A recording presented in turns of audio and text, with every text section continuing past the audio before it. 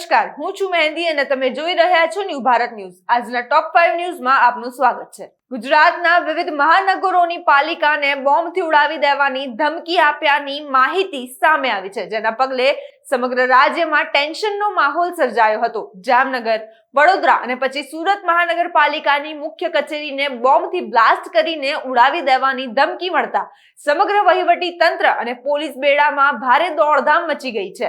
ધમકીભર્યા આ સંદેશાને પગલે પાલિકા કચેરી ખાતે કડક સુરક્ષા બંદોબસ્ત ગોઠવી દેવામાં આવ્યો છે. સુરત મહાનગરપાલિકાને બોમ્બથી ઉડાવી દેવાની ધમકી આપવામાં આવી હતી.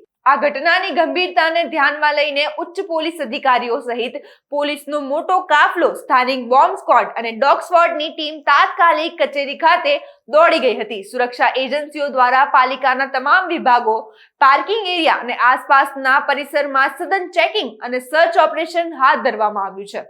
છેલ્લા કેટલાક વર્ષોમાં હવામાનના સ્વભાવમાં આવેલા અણધાર્યા ફેરફારોના કારણે ગુજરાતના ખેડૂતોને અનેક પડકારોનો સામનો કરવો પડ્યો છે. કમોસમી વરસાદ, અતિવૃષ્ટિ, વાવાઝોડા અને અન્ય કુદરતી આફતોના કારણે પાકને વ્યાપક નુકસાન થવાના બનાવો વધ્યા છે. આવા કપરા સમયમાં રાજ્ય સરકાર માત્ર રાહતની જાહેરાતો સુધી મર્યાદિત ન રહી, પરંતુ અસરગ્રસ્ત ખેડૂતોને સીધી આર્થિક મદદ પહોંચાડીને તેમની મુશ્કેલીઓ હળવી કરવાનો પ્રયાસ કર્યો છે. વર્ષ 2015-16 થી 2025-26 દરમિયાન ગુજરાત સરકાર વિવિધ કૃષિ રાહત પેકેજો અને સહાય યોજનાઓ મારફતે 1.36 કરોડથી વધુ ખેડૂતોને કુલ 22,733 કરોડના સહાય ચૂકવી છે.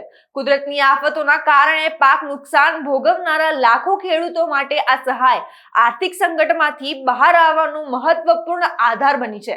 આ સહાય માત્ર નાણાકીય મદદ નથી, પરંતુ ખેડૂતોના જીવનમાં ફરી આશા અને આત્મવિશ્વાસ જગાડવાનો પ્રયાસ પણ છે. ગુજરાતની રાજધાની ગાંધીનગરમાં નવા તટરક્ષક સર્કલનું ભવ્ય ઉદ્ઘાટન કરવામાં આવ્યું છે. શહેરના 6 રોડ પર સેક્ટર 19 નજીક નિર્માણ પામેલા આ સર્કલનું લોકાર્પણ નાયબ મુખ્યમંત્રી હર્ષ સંઘવીના હસ્તે કરવામાં આવ્યું હતું. આ પ્રસંગે કોસ્ટગાર્ડના અધિકારીઓ તેમજ વિવિધ મહાનુભાવો ઉપસ્થિત રહ્યા હતા.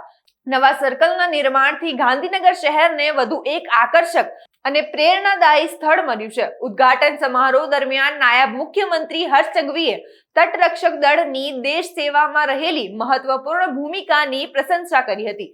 તેમણે જણાવ્યું છે કે ભારતીય કોસ્ટગાર્ડ દેશની દરિયાઈ સુરક્ષા માટે સતત કાર્યરત રહે છે અને રાષ્ટ્રીય સુરક્ષામાં તેનું યોગદાન અત્યંત મહત્વપૂર્ણ છે. નવા સર્કલ દ્વારા લોકો, ખાસ કરીને યુવાનોને કોસ્ટગાર્ડની કામગીરી અને તેની જવાબદારી વિશે વધુ માહિતી મળશે.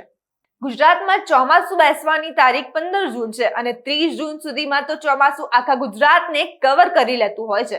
પણ રાજ્યમાં સત્તાવાર ચોમાસાની એન્ટ્રી ન થતા ચિંતાના વાદળો ઘેરાયા છે. ચોમાસું 8 જૂનથી પશ્ચિમી તટ પર લગભગ સ્થિર છે. ત્યારે હવામાન એજન્સી સ્કાયમેટ અનુસાર ચોમાસાને મુંબઈ પહોંચવામાં હજુ 7 થી 8 દિવસ લાગી શકે છે. તો આ તરફ દક્ષિણ ગુજરાતમાં 2 દિવસ ગાજવીજ સાથે હળવાથી મધ્યમ વરસાદની આગાહી કરવામાં આવી છે. હવામાન વિભાગના ડાયરેક્ટર A.K. દાસે જણાવ્યા અનુસાર આગામી 7 દિવસ માટે ગુજરાત, દીવ, દમણ અને દાદરા નગર હવેલી માટે કોઈ મોટું એલર્ટ નથી, પરંતુ કેટલાક વિસ્તારોમાં હળવાથી મધ્યમ વરસાદની શક્યતા છે.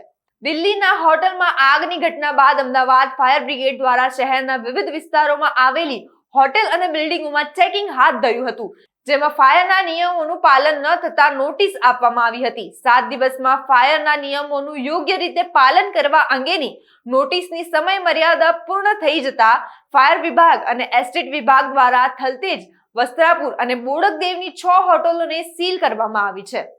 આજના ટોપ 5 ન્યૂઝ માટે બસ આટલું જ. આવા સમાચાર માટે જોડાયેલા રહો ન્યૂ ભારત ન્યૂઝ સાથે. નમસ્કાર.